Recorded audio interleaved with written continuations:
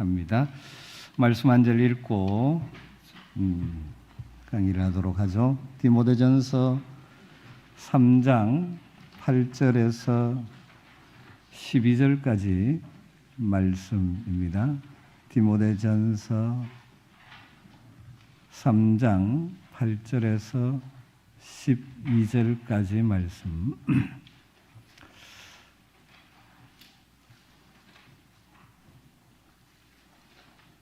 한 절씩 교독하죠.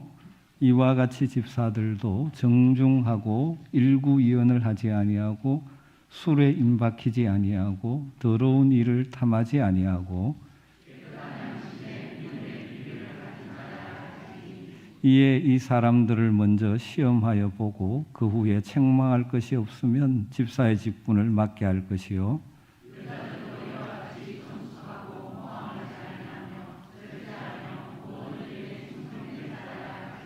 같이 읽습니다. 집사들은 한 아내의 남편이 되어 자녀와 자기 집을 잘 다스리는 자일지니. 아멘. 이제 우리가 어떻게 하나님의 교회를 잘 섬길까를 좀 생각하면서 일꾼 세미나라는 이름으로 오늘 모였습니다. 고린도전서 3장에 보면 그 교회 안에 세 종류의 일꾼들, 사람들이 존재하는 것을 보게 되었습니다. 일단 띄워주시죠.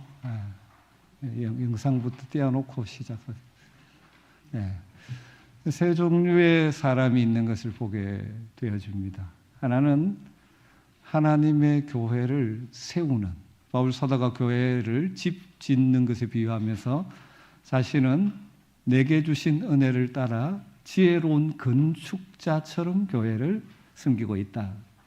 교회라는 것이 건물이 아니죠. 우리 사람들의 공동체인 교회를 세우는 역할을 하는 일꾼들이 교회 안에 존재하고, 그 다음 쭉 여러 가지 보석, 집 이야기하면서 마지막 불로 심판할 때 다 타버리는 사람들이 있다는 표현을 하고 있습니다.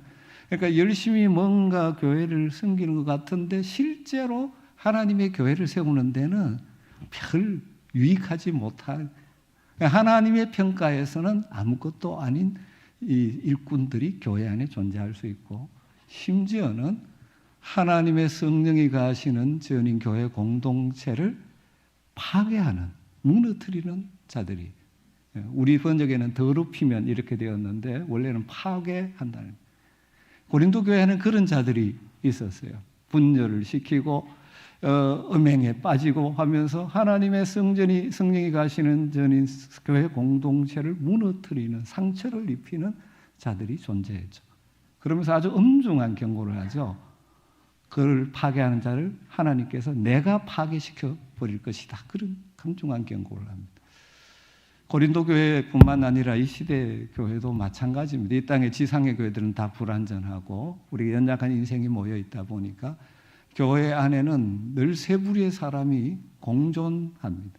정말 하나님의 교회를 세우는 일에 쓰임받는 일꾼들이 있고, 뭔가 분주하게 교회에 왔다고 하기는 하는데 하나님 보실 때는 하나님의 교회를 세우는데 별 도움이 되지 않는, 그냥 자기 즐거워서 그냥 하던 사람들이 있고, 마지막 하나님께서 너 한 일이 없다 이렇게 평가하실 사람이 있고, 심지어는 안타깝게도 그런 사람이 없어야 되지만 교회를 상처 입히고 무너뜨리고 아프게 하는 사람들도 존재하는 것이 지상의 교회죠.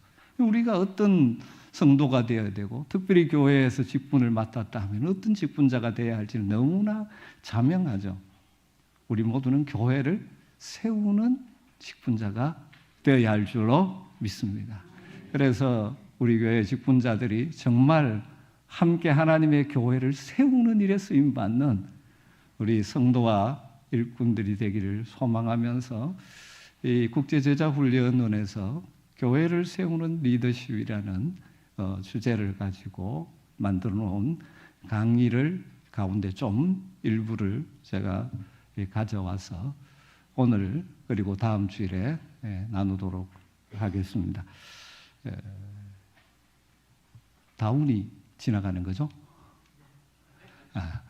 그래서 첫 번째 오늘 나누고 싶은 것은 모델로 부름받은 지도자. 하나님께서 우리를 지도자로, 직분자로 세우신 것은 우리가 좋은 모델이 되었으면 좋겠다. 그런 의미의 말씀을 좀 나누려고 합니다.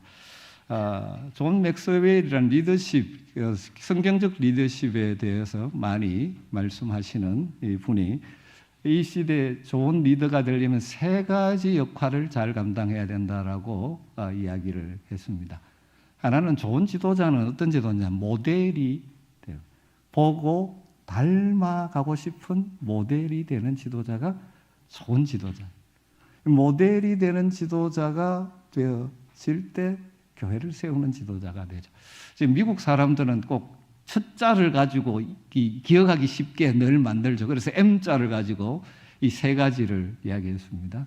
두 번째가 맨스테이라고 하는데 이 잘 안 쓰는 단어인데 이게 뭐냐 하면 여러분 배에 돛이 있죠. 돛을 지탱해주는 쇠줄, 이걸 맨스테이라고 합니다.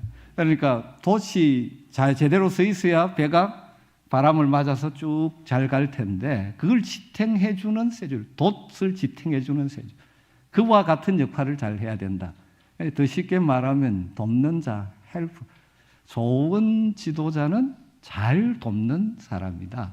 이게 다음 주에 다룰 주제입니다. 그리고 또 한 가지가 멘토. 좋은 지도자는 후배들의 좋은 상담자가 되어주고 격려자가 되어주고 멘토가 되어주고, 이것이 좋은 지도자의 세 가지 역할이다.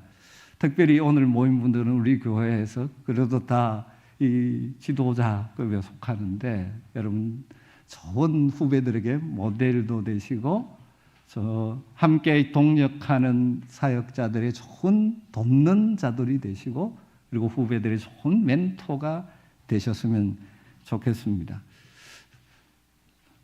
사람들은 이런 지도자를 보고 싶어 한다, 그렇게 이야기를 하죠.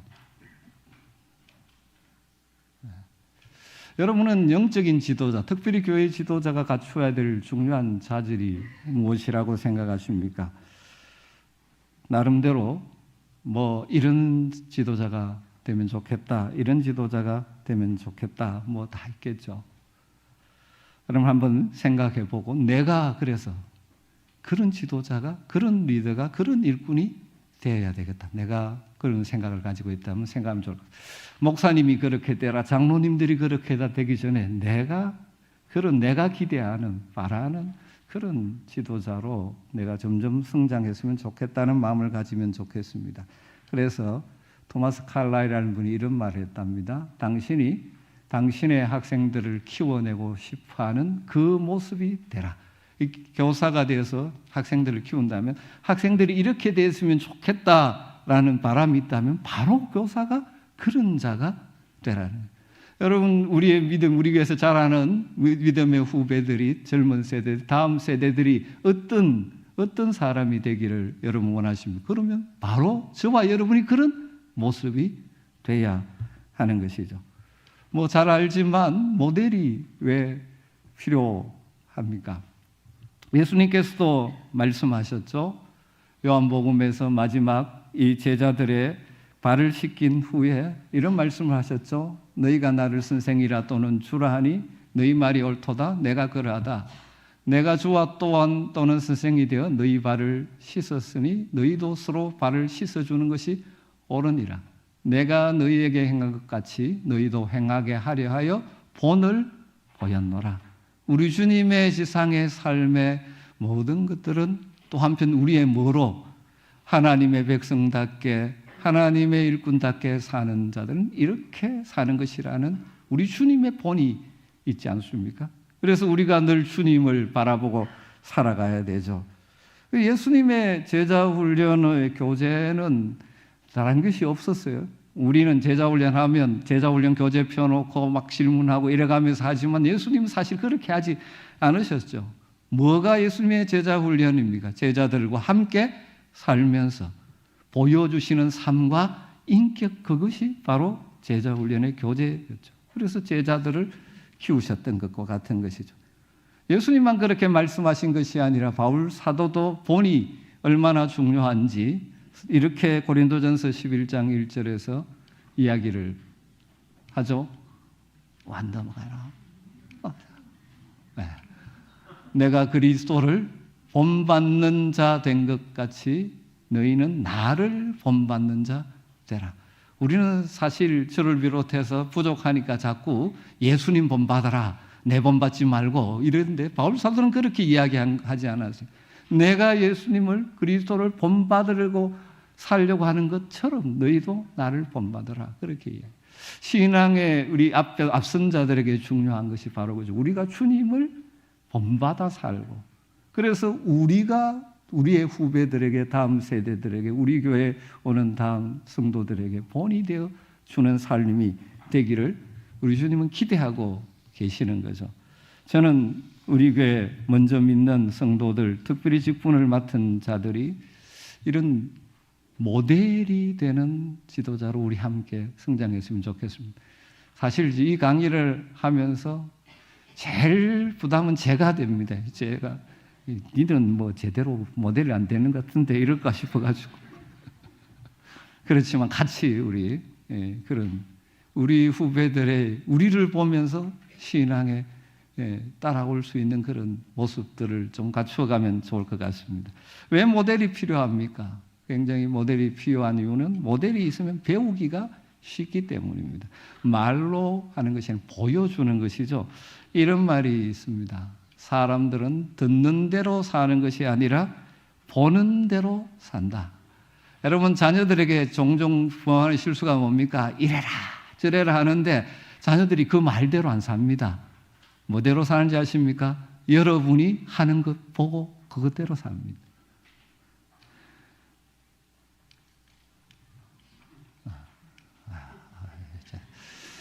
배우는 것의 89%는 이 보는 것을 통해서 온다고 합니다. 이게 이제 어느 분이 통계를 내놓은 것인데요. 그리고 10%는 듣는 것을 통해서 온답니다. 그리고 1%는 다른 감각을 통해서 온다. 다른 말은 뭡니까? 이게 보는 것이 얼마나 이 배움에 중요한가 하는 것을 강조하는 것이죠. 그래서 에머슨이라는 분이 이런 말을 남겼습니다. 당신의 성품이 아주 크게 소리치기 때문에 당신의 말은 잘 들리지 않는다. 무슨 말인지 이해가 되시죠? 말로 아무리 해도 안 들려요. 왜냐하면 우리의 성품이 어떠냐가 그것을 다 막아버리게 됩니다. 말보다 우리의 삶, 우리의 인격이 바로 다른 사람들로 하여금 변화를 일으키는 도구가 되는 것이죠. 또 모델이 왜 필요하고 중요하냐? 모델이야말로 살아있는 설교다 것이죠. 우리는 우리가 아는 것을 가르치나 결국 우리와 같은 사람을 만들어낸다, 그런 말이 있습니다. 우리가 지식적으로 막 가르치는데 그 가르치는 대로 우리 자녀들이나 후배들이나 다음 세대가 자라는 게 아니고 우리 같은 사람이 나오는 거죠. 그렇기 때문에 모델이 굉장히 중요한 것입니다. 그래서 우리가 교회에서 제자도 이야기를 하는데 우리가 주님의 제자들 길을 걸어야 한다고 하는데 제자도라는 것은 옳다고 믿는 것, 그 지식 이상입니다. 결국 삶의 스타일이죠. 삶의 모습이라는 것입니다. 여러분, 이 그림을 자세히 한번 보시죠. 꼬마가 어떻게 하고 있습니까? 앞에 그 모습 그대로 따라 하는 거죠. 그래서 이런 말이 있죠. 아이들은 아버지의 등을 보고 배운다. 그런 말이 있습니다. 여러분은 어떨까요? 긍정적인 여러분 자녀들에게 또 다음 우리 교회 다음 세대들에게 긍정적인 모델인가요? 저거 본받으면 안 돼. 반면 교사의 삶을 혹시 보여주고 있지는 않으신가? 자, 그리고 모델이 왜 필요하냐? 변화를 일으키는 가장 효과적인 방법이 본을 보여주는 것입니다. 그래서 하워드 핸드릭스라는 기독교 교육학자가 그런 말을 했어요. 감동을 주려면 멀리 떨어져라. 멀리 떨어져 보면 감동이 될 때가 있습니다. 그러나 충격을 주고 싶다면 가까이 다가가라. 그런 말이죠. 진짜 그 삶의 변화를 일으키려면 가까이 다가가야 하는 것이죠. 알버트 벤투라는 분이 본받는 것은 무의식적으로 배우는 것 중에 가장 강력한 형태다. 여러분, 배우는 것이 의식해서 배우는 것도 있지만 무의식적으로 배우는 것이 훨씬 더 큰데 그게 뭡니까? 본받는 것입니다. 여러분, 우리가 우리 후배들에게 우리 자신도 하나님 앞에 귀하게 쓰임받고 하나님 인정하시는 삶이 되어지고 우리의 후배들 다음 세대들에게 정말 선한 영향력을 미치려면 바로 우리의 삶이 이 본 모델이 되는 삶이 되기를 힘써야 하는 것이죠. 그럼 우리가 기독교 교육을 이야기하면 우리는 주일날 모여서 이게 본과 공부를 하고 또 성경 공부만을 만들어서 이렇게 교육을 하고 이것을 생각하는데 이건 이제 영어로 말하면 formal education이죠. 공식적인 교육. 이 굉장히 중요합니다. 그런데 실제로 삶을 변화시키는 영역은 그것보다 더 중요한 게 뭐냐면 non-formal education이 더 중요하다고 그래요. 보고 배우는. 그래서 우리 다음 세대들이 정말 건강한 믿음으로 살아가면 우리 교회 공동체가 건강한 교회의 모습을 가져야 되는 것이죠. 좀 부정적인 이야기는 가급적 하지 말아야 되는데 저는 어릴 때 역사적 전통을 자랑하는 교회에서 자라났습니다. 지금 100년이 훨씬 넘는 교회, 초창기 선교사님들이 세운 교회에서 자랐는데 제가 자라면서 참 안타까웠던 것 중에 하나는 교회가 재직해만 하면 목소리가 커지는 것입니다. 그러면서 이제 젊은 사람들이 우리는 이래 있어 안 된다. 그런 이야기들을 많이 했습니다. 그런데 그분이 또 그 자리 가니까 똑같은 일을 하더라고요. 여러분, 그래서 우리 교회가 건강한 교회, 오는 성도들이 정말 행복한 교회가 되려면 이 건강한 공동체를 이루어야 돼요. 그러기 위해서 우리 개인 성도 하나하나가 정말 주님을 닮은 이 본을 보일 수 있는 자로 자꾸 같이 성장해 가야 되는 것이죠. 그래서 우리는 로버트 메리 버케인이 그런 말을 했습니다. 거룩한 사람은 하나님의 손에 들려진 강력한 무기다. 구별된 거룩한 삶을 사는 사람이 하나님의 강력한 무기 역할을 하는 것입니다. 영향력을 미치는 것이죠. 그런 의미에서 우리는 신뢰받는 지도자가 되어야 하죠. 오늘 읽은 말씀이 디모데전서 3장의 말씀인데 여러분 자세히 살펴보면 집사의 직분, 쉽게 말하면 교회의 직분자를 이야기하면서 거기에 이야기하는 것은 전부 뭡니까? 성품, 인격에 관계되는 것입니다. 여러분, 그래서 우리가 성숙한 성도가 될 때 좋은 모델, 신뢰받을 만한 성도가 될 때 좋은 본이 되는 것이죠. 이 그림은 보니까 무슨 생각이 드십니까? 아주 그죠.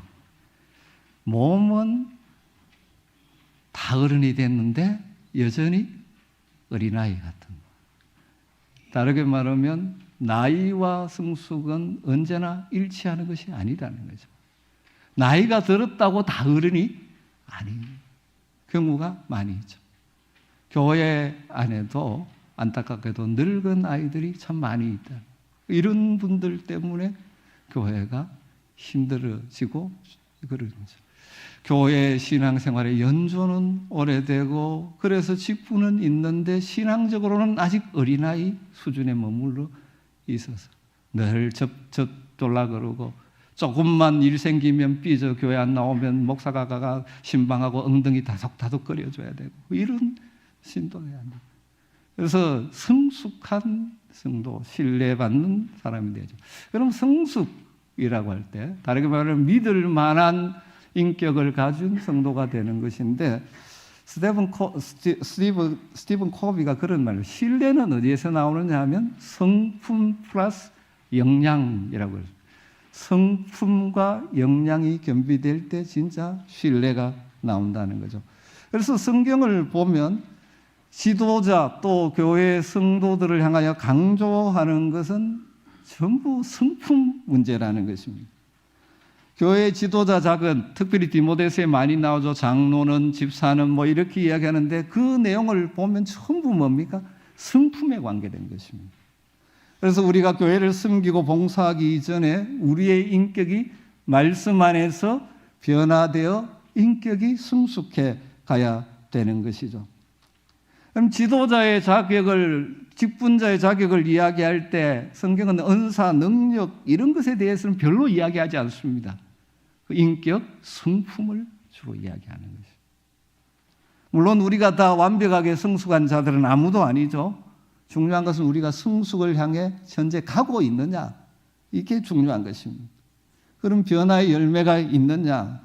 그래서 우리가 앞선 자로서 또 직분자로서 늘 우리가 힘써야 되는 것은 내 성품이 주님을 닮은 성품으로 점점 더 신뢰할 만한 성품으로 변화돼 가고 있는지를 돌아봐야 되는 것이죠.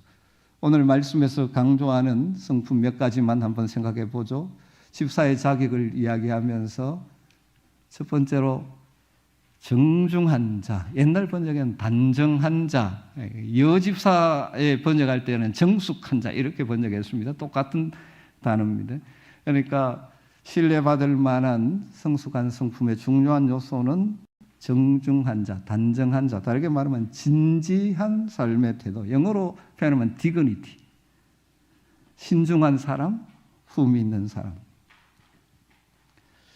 공병우 씨가 희망의 리더십을 이야기하면서 그래서 희망의 리더십이 되려면 절제된 행동 습관과 언어가 있어야 된다고 표현했습니다. 행동 습관과 언어가 잘 스스로를 컨트롤할 수 있는 자. 화난다고 그냥 팍 뭡니까? 그 안 좋은 말들이 튀어나오면 그건 이 좋은 리더십이 될 수 없는 거죠. 경박한 언어들 이런 것들은 합당하지 않는 것이죠. 신실한, 진지한, 정중한 자로 그런 자를 교회의 지도자로 세우라 그러고 다르게 말하면 교회의 직분자는 그런 자가 되어야 한다는 것입니다. 그 다음 두 번째 중요하게 생각하는 것이 일구이연하지 않는 자라고 되어 있죠. 다른 일구이연은 말과 행동이 일치한 사람. 다르게 말하면 자신이 한 말에 대하여 책임을 지는 사람. 또 이걸 잘못 적용하면 안 됩니다. 내 한 말에 책임진다고 해서 내가 한번 주장하면 바꾸지 않는 그런 태도를 말하는 것이 아니죠. 다른 사람의 의견이나 생각이 내 생각보다 좋고 옳으면 그 고집을 꺾을 줄 아는 자가 진짜 성숙한 사람이죠. 그런데 이게 사실은 저나 여러분 쉽지 않다는 것이죠. 종종 부부 싸움하면서 알면서도 계속 싸우는 경우가 있습니다. 자존심 때문에. 저 말이 맞는데 그게 맞다 하려니까 자존심 상해가지고 또 억지 주장을 하고 계속 갈등하는 경우. 여러분 그러지 않아야 되는 것이죠. 우리 성품 가운데 이 일구이연하지 않는 신실함의 성품. 그 다음에 또 성경이 강조하는 것이 술에 임박히지 않은 자라는 표현이 나옵니다. 이 말은 술 안 먹으면 된다 이것이 아니고 여기서 술이 표현하는 것은 무엇일까요? 바람직하지 못한 모든 습관들 거기에 매여 있지 않는 자들. 이 시대는 뭐 다양한 우리를 중독으로 몰아가는 이 세상의 풍조들과 종류들이 참 많죠. 거기에 바람직하지 못한 습관들에 매이지 않는 자가 되어야 하는 것이죠. 그걸 있다면 과감하게 끊어버려야 하는 것이죠. 그 다음 더러운 일을 탐하지 아니하는 자를 강조합니다. 그 자기의 자리를 자기 욕심을 채우려는 생각으로 사용하지 않는 자. 어떤 자리든지 그 자리가 있으면 힘이 주어지는데 이 힘을 자기 욕심을 채우는 데 사용하지 않아야 돼요. 종종 교회 안에 어려움을 주는 것이 무엇입니까? 이런 자기의 자리를 가지고 자기의 일을 취하려고 하고 자기 취미생활하고 자기를 드러내려고 하고 그러다 보니까 본인도 불행해지고 주변 사람도 불행해지는 거죠. 그 다음에 깨끗한 양심의 믿음의 비밀을 가진 자라야 교회 지도자다운 직분자가 된다는 거죠. 주님과의 인격적인 만남을 경험한 자.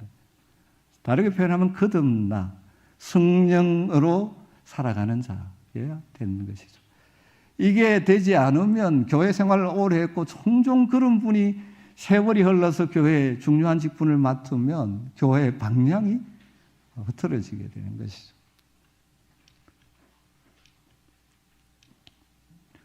그 다음 먼저 시험해보고 그 위에 책망할 것이 없는 자를 직분자로 세우라.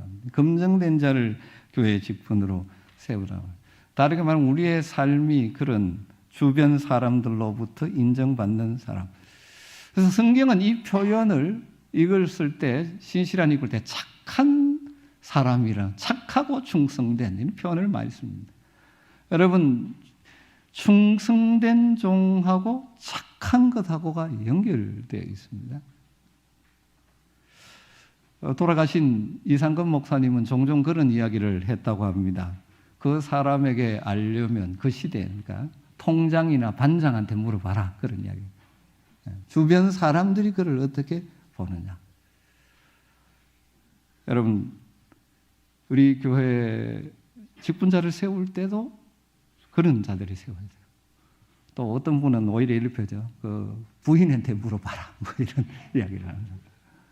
교회 와서는 거룩한 척하는데 집에 가서는 온갖 성질 다 부리고 막 이런 경우가 생기는 거죠. 여러분 검증된 자. 여러분 다르게 주변 사람들에게도 인정을 받는 자가 될 때 신뢰받을 수 있는 일꾼, 모델이 될 수 있는 것이죠. 그 다음 한 아내의 남편이 되어 자녀와 자기 집을 잘 다스리는 자. 그러니까 가정이 건강한 가정을 세워가는 자라야 진짜 교회를 섬길 수 있는 신실한 일꾼이 되는 것입니다. 알폰스 카라는 분이 이런 말을 했어요. 모든 사람은 세 가지 품성을 가지고 있다. 그가 겉으로 드러내 보이는 것과 그가 가지고 있는 것과 자신이 가지고 있다고 생각하는 것이 있다. 이 말은 뭐냐 하면 진짜 자신의 성품이 있는데 겉으로 드러낸 건 뭡니까? 이 진짜가 아니죠. 또 종종 착각합니다. 안 가지고 있는데 나는 이런 존재라고 스스로 착각합니다. 여러분 정말 하나님 앞에서 자기 자신을 제대로 볼 수 있어야 계속해서 우리는 성장해 갈 수 있죠. 이제 성품과 더불어 신뢰받기 위해서는 또 뭐가 필요하다고 했으면 역량이 필요하죠. 지도자로서 우리가 리더로서 갖춰야 될 역량. 그래서 우리가 역량을 더 키우는 것도 필요한데 그러기 위해서 무엇이 필요할까? 첫 번째로 우리가 지속적으로 성장하고 또 우리의 능력을 키워가려면 첫 번째로는 자신의 약함을 인정해야 합니다. 다르게 말하면 자신의 한계를 인정할 줄 알아야 지속적인 성장이 가능하죠. 그래서 자신의 약함을 제대로 아는 것. 여기에서 변화가 성숙이 시작되어지는 거죠. 여러분 스스로를 한번 생각해 보십시오. 내 부분에 현재 어떤 부분이 약한가. 그 다음 두 번째로 중요한 것은 늘 배우는 자세를 견지해야 합니다. 그래야만 성장, 성숙해 갈 수가 있습니다. 그래서 늘 배우는 자세. 종종 교회에서 보면 어느 정도 하고 나면 나는 다 되었다 생각하고 더 이상 배우려고 하지 않습니다. 그래서 뭘 하라 그러면 옛날에 내 다 했어. 뭐 그러고 지속적으로 하나님 앞에서 또 사람들 앞에서 배우는 자들이 성숙하고 성장해가고 자신의 역량을 키워갈 수 있죠. 세 번째로는 객관적으로 자신을 인식하라. 자신을 제대로 알아야 됩니다. 저나 여러분이나 참 착각하기가 참 쉽습니다. 그러다 보니까 이렇게 인격이 안 됐는데 된 줄로 착각하는 경우도 있고, 능력이 아직 갖추어지지 않는데 된 것처럼 착각하는 경우. 자신을 잘 아는 것이 굉장히 중요합니다. 그러기 위해서는 뭐가 필요할까요? 자기 반성, 자기를 돌아보는 능력을 키워야 돼요. 자기를 돌아볼 줄 알아야 돼요. 이게 참 안 되는 건데 우리는 다른 사람을 자꾸 봅니다. 저 사람 문제는 이거고 저 권사님은 이렇고, 이거는 참 잘하는데 자기는 잘 못 봐요. 자꾸 자기의 하는 일은 뭘 합니까? 합리화하기를 잘하고 변명하기를 잘하고. 이게 우리의 제약된 본성에서 나옵니다. 그럼 자기 반성, 자기 성찰의 능력을 키울 때 자신을 제대로 알 수 있고, 그럴 때 또 더 한 걸음 성장해 나갈 수 있는 것이죠. 또 여러분, 그러려면 좋은 친구들을 옆에 두십시오. 자기가 못 보는 것을 보고 이야기해 줄 수 있는 좋은 친구들이 여러분에게 필요합니다. 그런 도움이 필요하죠. 그리고 이게 인격이나 역량을 키우는 것은 한순간에 되는 것 아닙니다. 인내심을 가지고 개발하라. 그럼 중요한 것은 지속성입니다. 운동도 마찬가지죠. 하루 이틀 몇 주 한다고 우리 근육이 생기는 것 아닙니다. 뭐가 필요합니까? 지속성입니다. 꾸준히 하는. 여러분, 지속성이 큰 차이를 나중에 만듭니다. 그럼 하루아침에 되는 건 아무것도 없습니다. 지속적으로. 한번 뭐 은혜 받았다고 바박 하고 되는 것 아닙니다. 지속적으로 하나님 앞에서 자신을 돌아보면서 자신의 역량을 키워가야 되죠. 그렇기 때문에 인내심을 가지고 하는 것이 필요하죠. 지속적으로 말씀 묵상하고, 말씀을 묵상하다 보면 어떨 때는 은혜가 될 때도 있고 은혜가 그렇지 안 될 때도 있습니다. 그렇다고 해서 포기하면 안 되죠. 지속적으로 하다 보면 나중에 변하게 되어 있는 것이죠. 그 다음에 탁월성을 추구하라. 이 말은 무엇이냐면 탁월해야 된다는 것이 아니고 탁월성을 추구하라는 것입니다. 탁월해야만 일하는 것이 아니죠. 그러려면 여기 우리 일할 사람 별로 없어요. 여러분, 탁월한 몇 사람보다 평범한 많은 사람이 섬기는 교회가 좋은 교회입니다. 그런데 이 말은 탁월성을 추구하라는 거냐 뭐냐 하면 너무 쉽게 더 잘하려는 것을 포기하지 말라는 겁니다. 이만하면 됐어. 너무 쉽게 하지 말라는 겁니다. 그래서 그런 표현이 있습니다. 차선책은 최선책의 적이다. 그런 표현이 있습니다.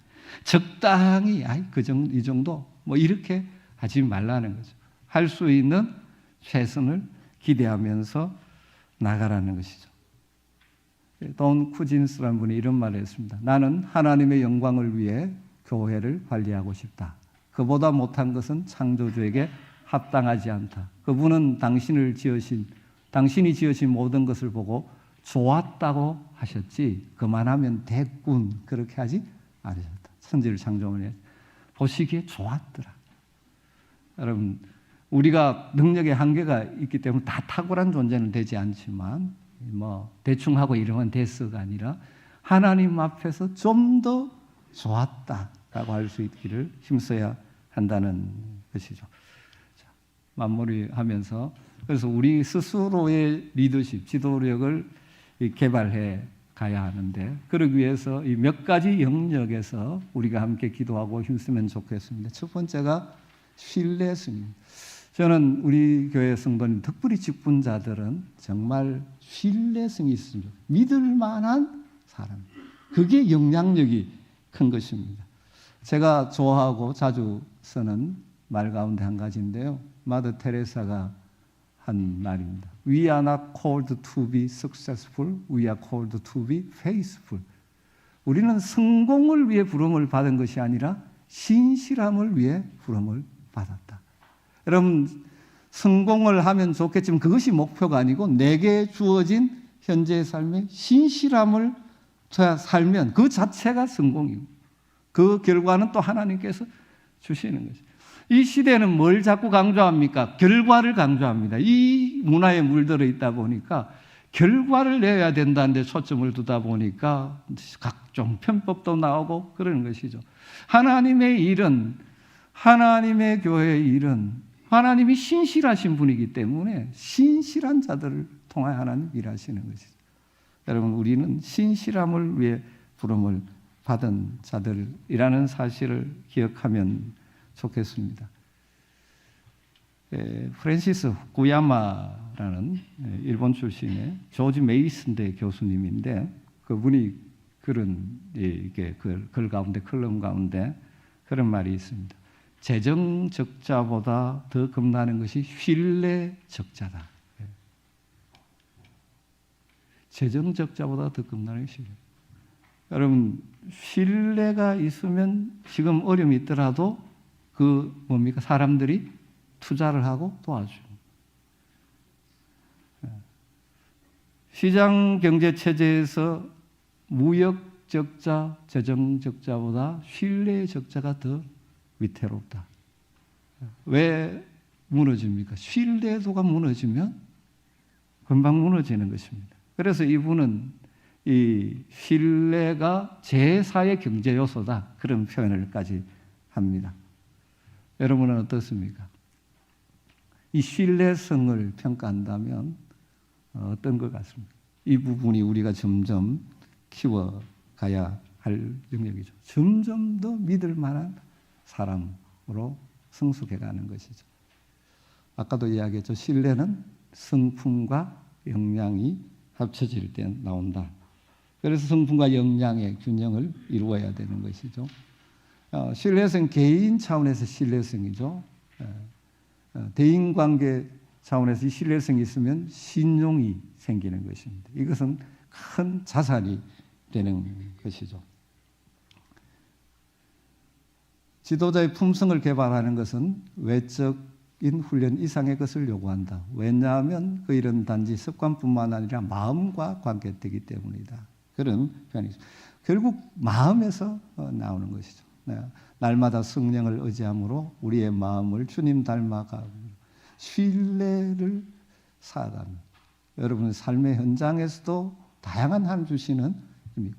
여러분, 믿을 수 없는 사람한테 누가 투자를 합니까? 신뢰성을 키워가야 돼요. 또 두 번째로, 그래서 이제 이 외적인 것은 사실은 내적인 성품이 그 중에 표출되는 거죠. 그렇기 때문에 늘 우리 내적인 성품을 성령의 은혜로 채워갈 때 외적인 그 모습이 드러나게 되는 것입니다.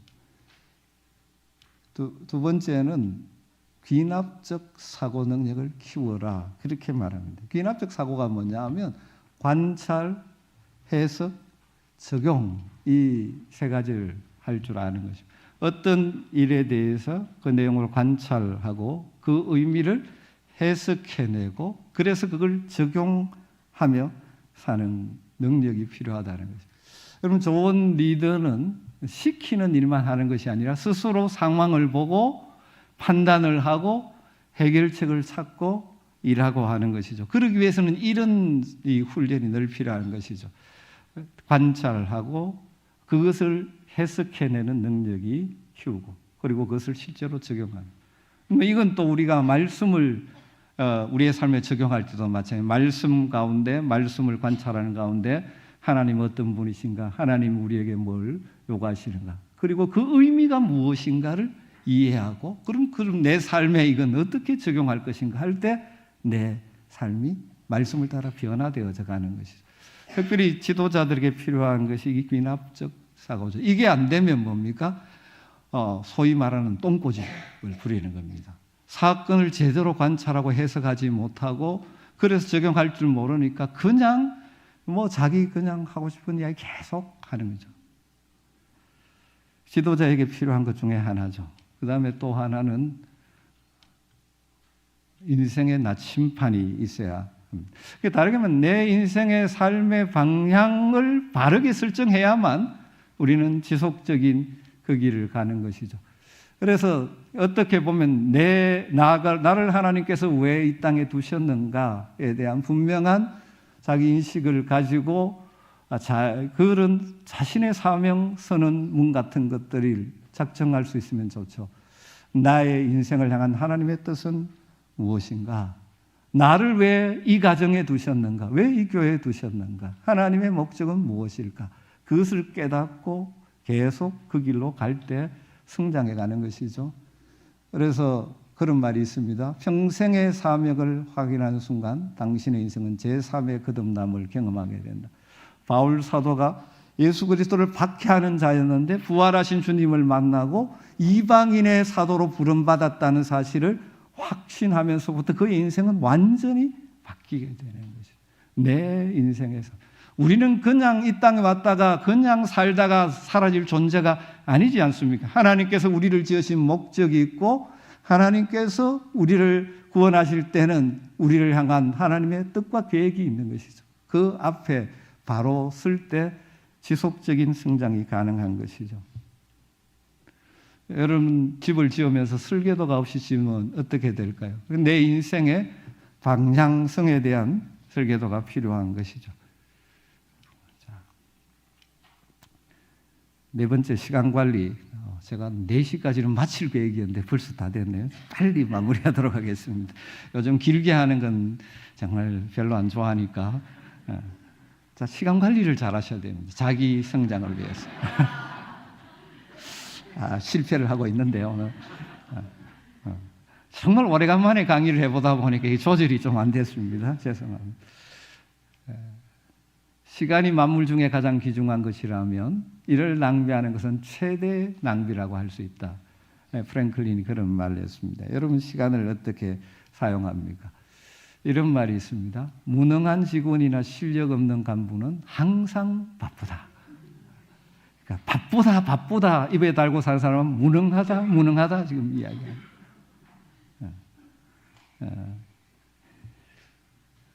왜 그렇습니까? 시간 관리를 제대로 못하기 때문에. 그래서 의미 있는 시간, 삶을 위한 시간 관리, 리그렘 목사님이 이런 말을 했습니다. 인생의 황금기는 짧습니다. 여러분 길지 않습니다. 우리가 가진 가장 소중한 자원이 시간이기에 시간을 낭비하는 것은 가장 큰 실수다. 여러분 그런 생각을 잘 못하시죠.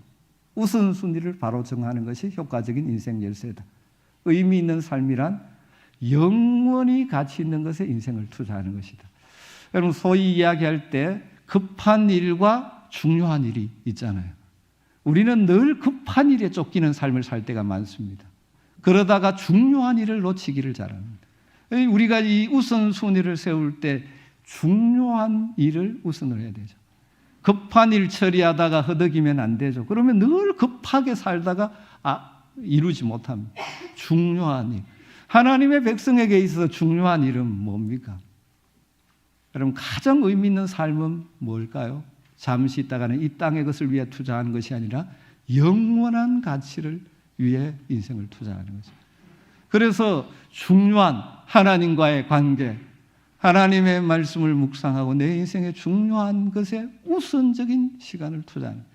아무리 바빠도 여러분 예배하는 시간, 아무리 바빠도 말씀 묵상하는 시간, 아무리 바빠도 기도하는 시간, 내 인생의 가장 중요한 시간을 우선적으로 사용할 줄 알 때.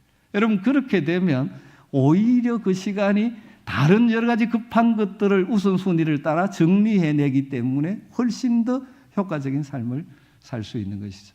우리 리더로서 자기 시간 관리에 더 힘쓰면 좋겠고, 마지막 인간관계. 좋은 리더는 좋은 인간관계입니다. 좋은 인간관계를 맺으려면 뭐가 중요할까요? 경청이죠. 들어줄 줄 아는, 자기 이야기하는 것이, 자기 주장하는 것이. 다른 사람의 말을 들어줄 줄 아는 사람이 좋은 관계입니다. 여러분 누구를 만나고 싶습니까? 여러분의 이야기를 잘 들어주는 사람입니까? 만나면 자기 이야기만 계속하는 사람입니다. 종종 그런 분이 있습니다. 만나면 자기 이야기만 계속. 목사니까 들어줘야 되죠. 억지로 들어줍니다만은 그래 들어주는지. 그러니까 그래도 그 사람이 나를 싫어하지 않고 그냥 살긴 합니다만, 여러분 서로 잘 들어주고 용납해주고, 자기 주장만, 자기 고집만 내 이야기하는 사람은 여러분 만나고 싶지 않죠. 누구를 만나고 싶습니까? 만나면 내 자기가 옳다고 그렇게 이야기하는 사람은 누가 만나줍니까? 영향력이 없는 거죠. 혼자 큰 소리 떠들지만 자기는 똑똑한 것처럼 하지만 실제로 리더로서 영향력이 없는 거죠. 여러분, 경청, 용납, 수용, 그런 관계 속에서 함께 성장해 가는 것이 성도의 모습이죠. 마지막으로 드리고 싶은 말씀은 여러 가지 많은 이야기를 했는데, 여러분, 참된 리더십의 형성은 오랜 세월의 훈련과 연단에 의해서 가능합니다. 이게 강의 한 번 듣는다고 되는 것도 아니고 얼마 훈련한다고 되는 것도 아니죠. 지속적으로 이 마음을 가지고 하나님이 나를 하나님의 교회의 모델이 되기를 원하신다. 그래서 내 성품과 인격과 또 역량을 하나님의 은혜 가운데 키워가야 되겠다. 그 생각을 가지고 지속성을 가지고 계속 나아갈 때 이루어지는 것입니다.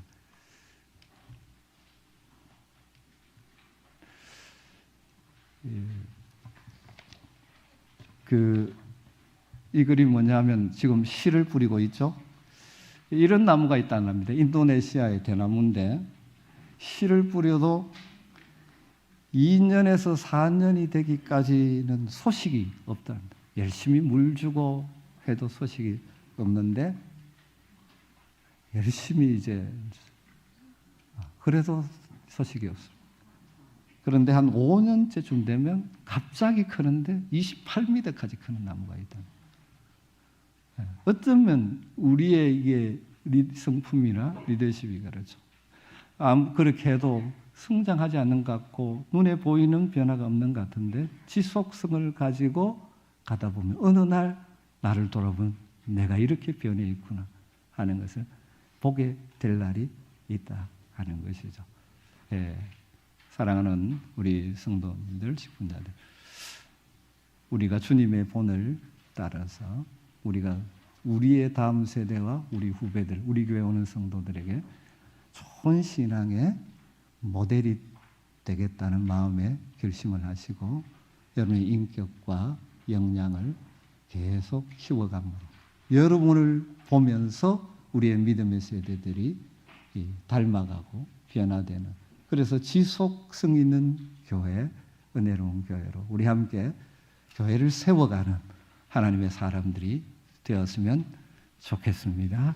우리 이 말씀, 오늘 강의를 생각하면서 여러분에게 어떤 내용이 도전이 되었는지 모르겠는데 그걸 붙들고 잠시 여러분의 입술로 고백하며 기도하는 시간을 잠시 갖도록 하십시다.